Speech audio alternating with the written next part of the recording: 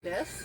Okay, I am here at my friend's Carol's house, and she has several lovely dogs, but her dogs are escape artists. And right here is an area where the dog can,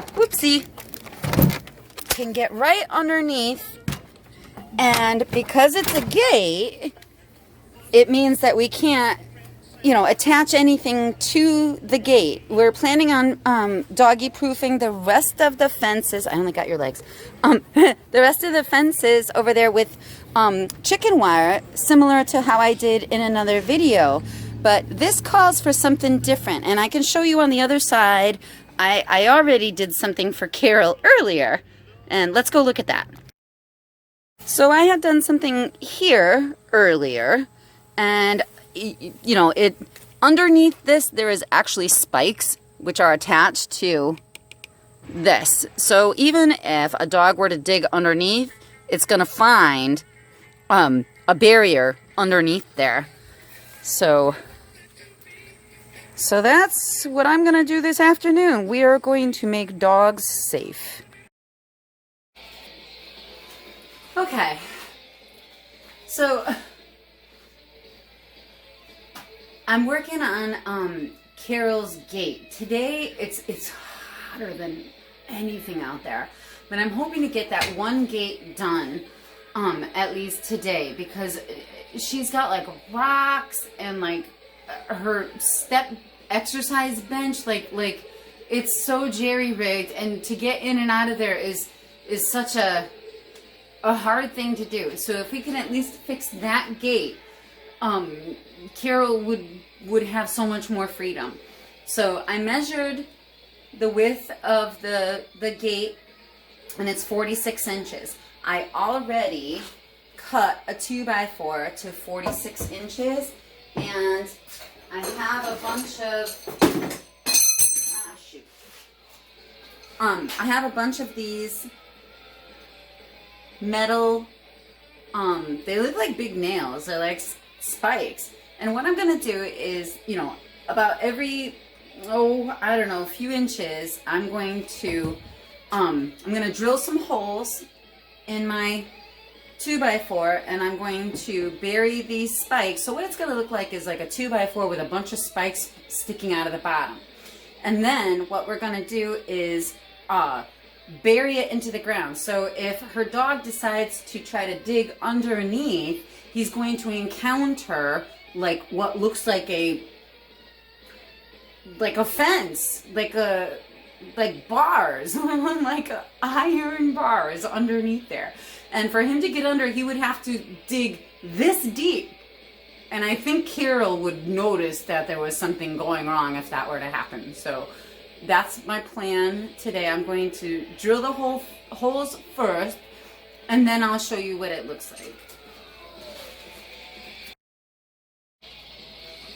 Now I have selected a drill bit that seems to be just a little bit bigger than the width of the spikes that I'm going to use. So that's what I'm going to use. I couldn't even tell you what is the width. I didn't care. What I did was I put it up against, and that's, I don't need to know the numbers. I just need to know that this is gonna fit. Okay, so I did my first hole, and before I drilled them all, I wanted to make sure that the hole was big enough to accommodate my spike. And it is big enough to accommodate my spike. So that is exactly what I am going to do. And I'm going to drill a bunch of holes, and I'm going to space them, a width that I'm hoping will prevent a dog from being able to get in between. Okay, so you can see what I created here, okay? So you can imagine this buried in the ground, okay? So a doggy digging underneath this is going to find a series of galvanized spikes that won't rust And the door will still, the gate will still open and close freely. So let's go over to Carol's house and give it a testicle. Okay, we've got, you know, all of the other stuff that was the temporary barriers that Carol had erected. We got rid of them so that we can work. The dogs are all secured, so while we work, we don't have to worry about anybody escaping. Okay, we went back to my house and we got an axe because there was a root sticking right there, of course, right in the middle. And it would have been so much better, like, if we could have this centered so that the door closes over it. And so that's what we did. We got an axe, and Carol was like He-Man and, like, chopped that root right out of there. You should have seen her. It was great. Now, our plan is to put our L brackets just like this on either side so that it's going to stay exactly where it is. Okay, these L brackets were lovingly and professionally installed by Carol. Okay? You know, we got it going on here. So this thing, can I just say, it ain't going nowhere. Nowhere. What we're going to do next is we're going to drive one of those spikes into each of these holes using our happy little mallet. We're going to get out all of our anger and frustrations on the world today.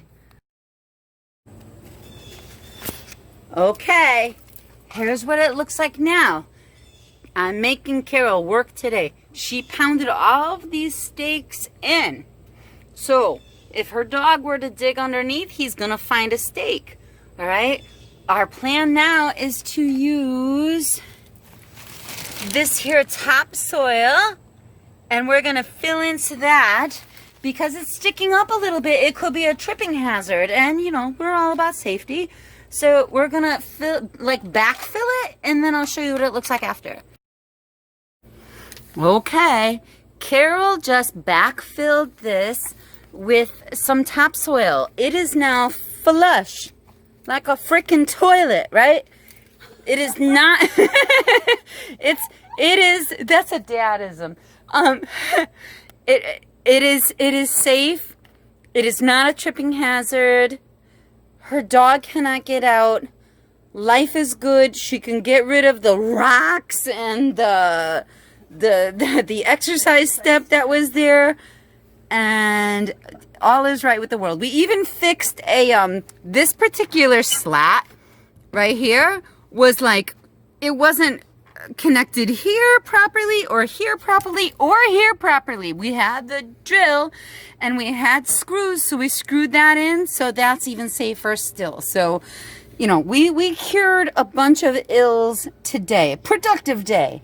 All is right with the world. Thank you. You're welcome, Carol. It even looks good from the outside. Look at this.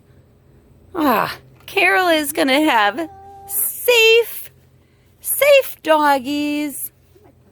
Safe doggies. And if she wanted to, she could throw some grass seed around here, and then all will be well. Okay. A good day's work. Okay. These little holes are made from chipmunks, okay? Now, she's always got her nose down one of them. And I always thought how fun it would be to film, you know, these little holes and then like edit it later to have like little chipmunks coming like a whack-a-mole game. And that she's trying to get the whack-a-moles. Did you find a whack-a-mole? Yeah? Was it good? No? Oh, okay. Wow. Excuse me.